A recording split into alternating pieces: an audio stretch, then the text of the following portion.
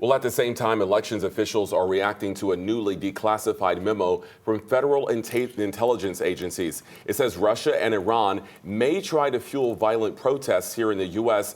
after all the votes are cast on November 5th. Well, tonight, Georgia officials are putting out a warning.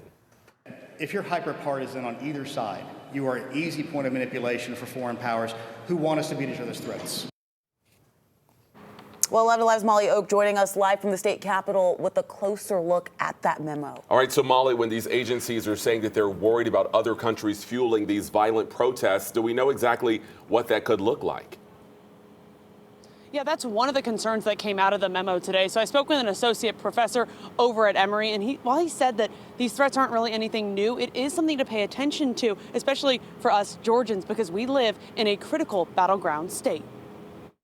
A new warning from the Director of National Intelligence. Warning about foreign influence operations to kind of sow dissent and discomfort about the election and the electoral process, particularly in the aftermath of Election Day and before Inauguration Day. Zachary Peskowitz is an associate professor of political science at Emory University, who says election officials want Georgians to be aware and be skeptical when receiving information. If you see information that really scratches that partisan itch, whether it's on the hard left or the hard right, it probably isn't true. I think some countries are trying to put their thumb on the scale one way or the other for their favorite candidate.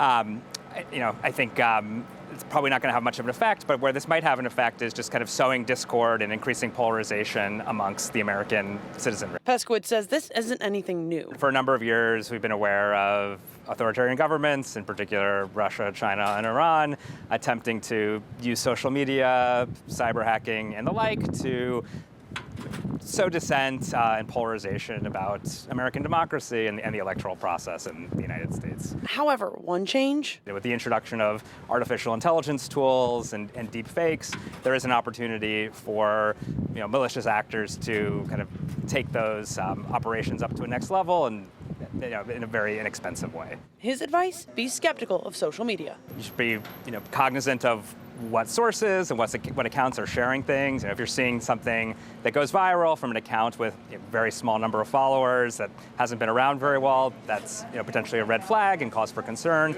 And even things that are shared from more popular established accounts, you should be looking into what the original source was and whether that's credible or not.